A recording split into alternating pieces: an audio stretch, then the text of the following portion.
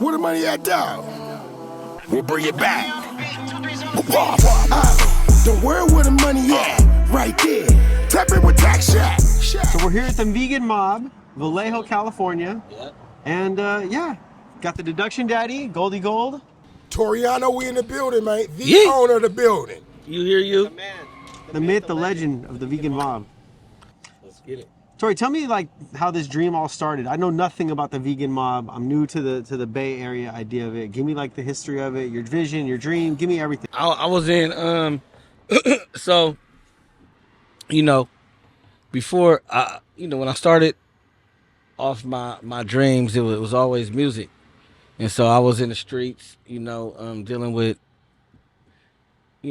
street shit and yeah, and addiction and things like that. So I ended up switching my life up, going to school.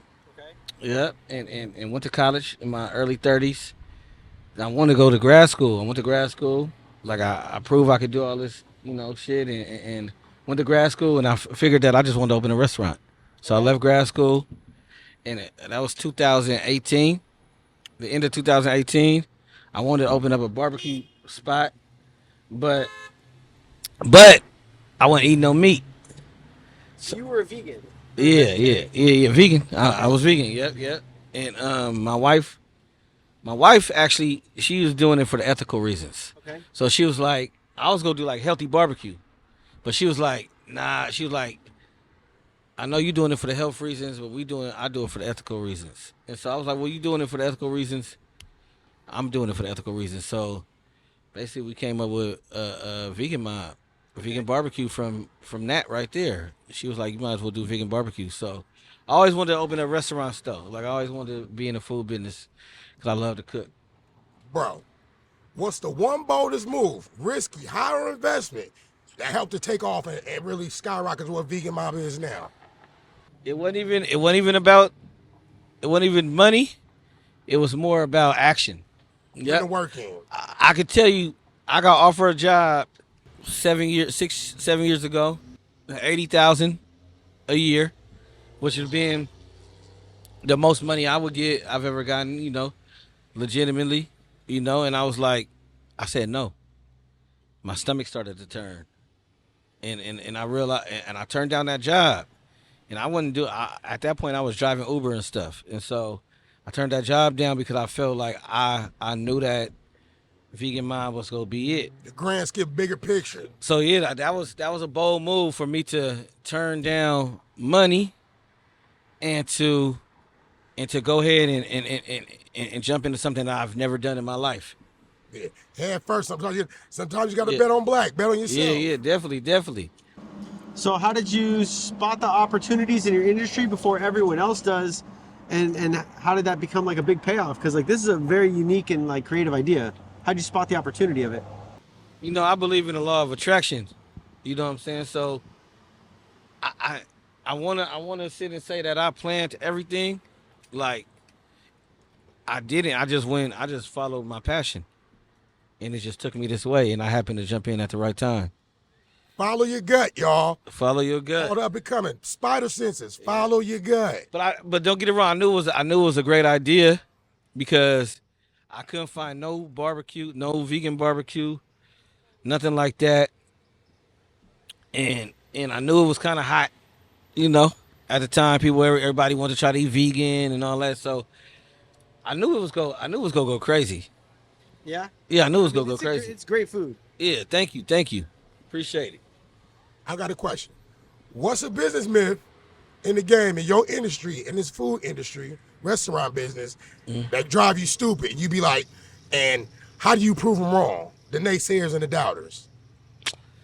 Well, somebody told me not to do this. Right? Yeah, they told me don't do it. Like they were like, it's the hardest business. It's the hardest field to be in is, they say, restaurants. Right. And one of my friends told me don't. He's like, he's basically like, you crazy, you don't open up no restaurant. Like I wouldn't do that, right? And another person told me not to do it. Another person and I just did it. I think the myth is, it's not a myth, but if you're really passionate about what you're doing, it ain't gonna be hard as you think. I mean, yes, it was challenging, but you get over the hump, you can make some money. Love and drive, love and drive. Yep. Yep. So for me, on my side, I love the business side of it, the tax talk of it. Yeah. What's the slickest tax move that you've made to save you big money, and how'd you figure it out? ERC. Okay. Yeah, the ERC. You got some employment credits. Yeah. And I got that from my I learned that from my bookkeepers. Oh, see. Yeah. You went through your payroll company to do it, or they helped you do it yourself? It was my my payroll company helped, but I really got it. I went through.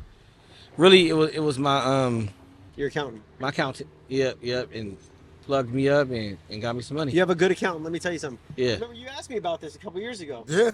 So when PPP loans were done, the next one up was the ERCs, and it was like, oh, the PPP was if you let go of people and like you needed the money, and now it was like, oh, you kept the people, we're gonna give you like a saving grace. Here's this helpful, Right. amount of money for you. I kept all my people. Employees on, so that's incredible that you actually got through to that. That's great. My payroll was crazy at one time. So, I mean, Now, and it was during COVID for that payroll count. So were you doing a lot on like the DoorDash and Uber Eats and stuff then? Yeah, I was doing like maybe like 15,000 a week on just on deliveries. So you had a staff to maintain that you needed to operate. Yeah, I had a lot of staff. You got to get credit for it. Like right now, my staff is small, but at one point in time, I had like my payroll was like 100,000 a month at one time. But I didn't know what I was doing, to be honest with you. You know what I'm saying? So I was new, and they taught you the business model of how to lean it in the right places and the cost of what the food should be. Yeah, I kind of taught myself. Employment and Struggles taught me. The struggles taught me. Yep. I didn't. I had to work with what I had, and so that's how I learned. Take what you got, make it work, baby. Yeah. Question: have you ever been blindsided or hit upside the head with a tax or bill audit that tore you up, like rocked you? And how did you get through it? Yep. Whew. Sales tax. I owed hundreds of thousands of dollars of sales tax. One morning, I woke up. and they took it out your bank account. Yep. I woke up. I was buying some food. I was getting a smoothie, I believe, and it was declining. I was like, declining. Matter of fact, I had just got some ERC money. I'm gonna keep it real. So I tell all my clients that the biggest bully in the game is CDTFA, and they are like, when you think back to when you were a sixth grader, and you were like looking up at the eighth graders, like junior high at the first day, and you were like, these motherfuckers are gonna turn me upside down and shake me out for my money. They will. That is CDTFA. You're not the first one I've heard that story from. And you're not the last. I had a client wake up and have like 300,000 taken out of her account. Yeah, I got hit big. So question, how do you plan for the taxes when your income's unpredictable or like feast and famine type times? Do you deal with that in the Put some restaurant money to the industry? side. You deal with the ups and the downs? Yeah, of course. Yeah. The restaurant industry is like it's bipolar. Like when y'all, this is a down. Okay, this is an example. This is a slower time. When y'all came in, there's like 20 people in here. Right. Now it's slower time. Now it goes down. You know what I mean? It's and just then flip flops, hot and flip flop. Then at nighttime it's go bounce back up, and sometimes that's how your days go. It's gonna go up. It's gonna go down. It's go up, going down. So restaurants known for being like bipolar. So you got it. One cat, OG told me, he owned a barbecue spot in Berkeley, but when he took me to the side, he was like, "Tuck some money," and my lines was crazy, So I'm like, I listened to him, but I'm like, I didn't fully listen because I'm looking at the lines. I'm like, oh yeah, whatever. But I learned you gotta tuck some money. You always gotta have some money to the side. So true, Tor. Mm-hmm. Who you got on your team, financial wise, tax pro accountant wise, and how do they pick you on the right moves on the right one? Well, I got these tax cats up out of Atlanta. They're not just bookkeepers. They just not accountants. They're not just CPA, CFO too, And I got connected with them through a friend of mine, and right now, pretty much, they keep me on my toes. You know, make sure that I stay on top of what I need to have turned in, and make sure my sales tax is on point. And you have to have that. You got to have you a bookkeeper. You got to have you a CPA, or you're gonna be in trouble. Trustworthy. Trustworthy. I mean, I had a one of my bookkeepers steal from me. We caught him though. We got the money back. We stole $7,000. That's horrible. Yeah. Same person who got me in the jam for the Sales sales tax. Yep. Stole 7 G's. Yep. And that 7 G's could have been a make or break. Yeah. Yeah.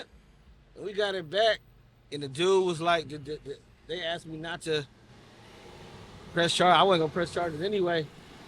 They were like, "Don't press charge." I was like, I ain't just give my money. Give my money. You didn't even think about it. You were I just wouldn't like, even. I just want to be think even. about no charges. I want my bread. And you should have made him pay you back on interest. You know how that one goes. They fired him and everything. Just for playing. I did get the paper back, but It's crazy. You hear a lot of stories about like these accounting firms that are like nationwide and big. Like Fat Joe talks about it all the time, and how they went into his account and they were using his account to pay somebody else's money, and then it was like a sports player. I forget, from like, I think it was the Yankees or the Red Sox. They were like commingling everyone's funds and sticking it down through this scheme. It was like this horrible break. Anyway, That's robbing Peter to pay Paul. some of That's these fucked guys up. do some very fucked up they be shit. playing with your money. They Yeah. be playing with your money, man. All right. You know, so you got to make sure. I knew they did, and you know, but I didn't know. I was sometimes when you say, "Oh, it can't happen to you," it happened to you. Yeah. Yeah, you got to make sure. This is why you always gotta get ready. You always gotta stay ready, so you gotta get ready. Don't worry, there's thieves in legitimate business too, not just in the streets. all day. The pencil That's where whoopers. it's worth. It's worse. All right. That segues to what I'm going to ask you next. What's the darkest moment in business where you was like, man, it's over. This is the last run. This is the last hurrah right here. I mean, I want to say when I got all that money taken from me, like they took every dollar out of my bank. I had like $30,000 worth of payroll to pay that weekend. I had no money. I had to make the money. You know, I can say it's felt like that multiple times. Yeah, so it's just Yeah, yeah. every day, any day it could be like, oh man, this is It's it. a real roller coaster of. Yeah, multiple times. You gotta really, I hear a lot of people say that entrepreneur is spiritual. Not, and it is. You gotta have a lot of faith. You know what I'm saying? I feel like my faith helps me to keep me motivated and sane. Cause I never want to work for nobody ever again. So that's part of my passion. Yeah. Is working for myself, not just the food. Like to sell the money, in God we trust. You hear you? What's the dumbest question for you? What's the dumbest business mistake you made, and what did it teach you? I did a few of them too. One thing I can really pinpoint that I think is important is you got to have a system for your employees, like a payroll system, you know, because I start giving people raises, and then they'll take advantage of that. Like they think that if they think you need them, right, and you're letting them control the game. You know what I'm saying? So you got to put it to where it's not even you. It's like, all right, this is where I cut off at. This is where I start at. This is where you're at. You know, this is how we do raises. But I've learned that, like, if you depend on everybody else, then your business will go down. You know. So You got to still have your hands in it and be You able gotta still have your to, hands in like, cook in the kitchen, take out the trash, work the register. You still got to be able to prep and clean up and do all the stuff. One time an employee told me she wouldn't go wash the dishes. So I got back there and washed the dishes. And I was like, I told her, you don't wash. I said, I'm going to wash the dishes. I said, but if you don't wash the dishes, you ain't going to have no job. So they saw me washing dishes. After that, I never had to wash no dishes again. Because everybody was like, He's serious about his shit. Yeah, they know he's go jump in. That's called being a general, man. You Yeah. can't be a great chief without being one hell of an Indian. You hear you? Do you ever feel like a fraud in your business, and like how did you shut that out of your mind? Like, do you ever feel like, oh, I shouldn't be this far, or like In the any? beginning. Yeah. Yeah, I think they call it imposter syndrome. Yeah, Okay. and I was killing so hard. It was the beginning. Like I was like, is this real? Bro, when Big and my first launched, the line used to be at least a mile all night. No shit. That line used to wrap from right there all the way back across the Grand Theater. I was like, man, this is a crack house for real. And Tori, this is not your only location, right? I got a location in San Bruno. So Yeah. this is, you have two locations. So this Yeah. is like a growing experience. It's getting big. Yeah. You still got the food truck up and running too, right? Well, we closed down Oakland food truck. That was a licensee, and it wasn't. It was some differences, and so we just ended up shutting down. To I love protect brand licensing protection. agreements versus franchising. Yeah, It's very smart. yeah, Very, very smart. yeah. It's different. It's different. You got more. There's more responsibility as a franchisor. Yeah. And I want to still, and I, even though I do the licensing thing, my goal is franchising, because I want to be one of the biggest franchises that hit the earth. What's the biggest, coldest sacrifice you have to make to keep it up and running? Of course, you see it's worth it. 2 locations. I feel like I had to stop to start again. Yeah, that was hard, but it wasn't. You know what I mean? Because sometimes you gotta reset. I mean, yeah, I would say outside of not seeing my family for some hours a day, you know what I mean? That's a big sacrifice, but Big, it's a huge. huge sacrifice. Like if it was up to me, I'd be at the house with my family all the time. How do you stay focused when all the craziness from operating a business derails you? I pray, yeah, and I write down stuff. I pray a lot. Yeah, I pray a lot. When you say you write down stuff, you think that's from like when you were doing music, when you're like from that side of you? No. I read this book, and plus I got a wife that be on me on top of my head. She helps a lot with she give me game sometimes. She like write down your stuff, do the keep me on point. And So you do like more like a vision board, or like a journal, or vision, well, and what I need to be done, and what needs to happen for the day. And I read this book called High Performance Habits. Mm-hmm. You heard of High Performance Habits? Yeah. Now, but I need to write that one down. Yeah, and it just teaches you how to be organized, and to do the most important things. do the hardest stuff first. Do the hardest stuff, or don't run from the hard stuff and just do what's comfortable. Do what is meaningful. So I learned from that, and that helps a lot, because sometimes like we get connected to the things that's we like to do. Like, I'm gonna do this all day. I'm gonna drive around. I'm gonna come in a restaurant, but I can't be in a restaurant all day because I got actual business to handle. But I love being in a restaurant. That's the favorite part of the day. My favorite part, But I gotta take care of the important stuff so the restaurant can keep going. Right. Yeah, that's considered your baby also. Of course, you're going to be around your babies. You know what I mean? Straight up. Come on, that's part 2. You know what I'm saying? So it's like being in a restaurant for me is like being in a studio. It's It's home. It's home. It's like it's therapy. Like I have fun, and I know everybody's getting their meal correct. I know everything. Everybody's happy because I know how to talk to the customers. So I like being in the restaurant. Hands on. Let's talk like big picture and legacy for a minute. What's the one rule you live by that's made the business overall bulletproof? Like, no matter how many shots, how many times you bump some bruises, you fall down, what's kept you afloat? I mean, you said prayer, but like business-wise, don't quit. Yeah, don't quit. Don't quit. But, I've had, anytime I'm not consistent, the business is gonna have some problems. So you gotta learn to stay consistent and have high and keep your quality up. If you do that, your business ain't gonna go nowhere. I love it. I love it. I love it. Hey, if you could fix one thing, this is my favorite question of our list. This is my favorite question right here. If you could fix one thing about taxes for entrepreneurs, what would it be? No sales tax. No sales tax? None. Okay. Cut the sales tax. Get that up out of there. Cut the sales tax. The sales tax is a fiduciary position that we didn't know we signed up for in the beginning of being an entrepreneur. Same as the payroll taxes that you didn't realize when you wanted to be an entrepreneur. Throw that in there too. The payroll taxes and the sales tax, you have to be responsible for another party and collect the money. That 9.5% in your price was never yours anyway. And a lot of times, like I get a lot of startup companies that'll tell me like, oh, I just include the tax.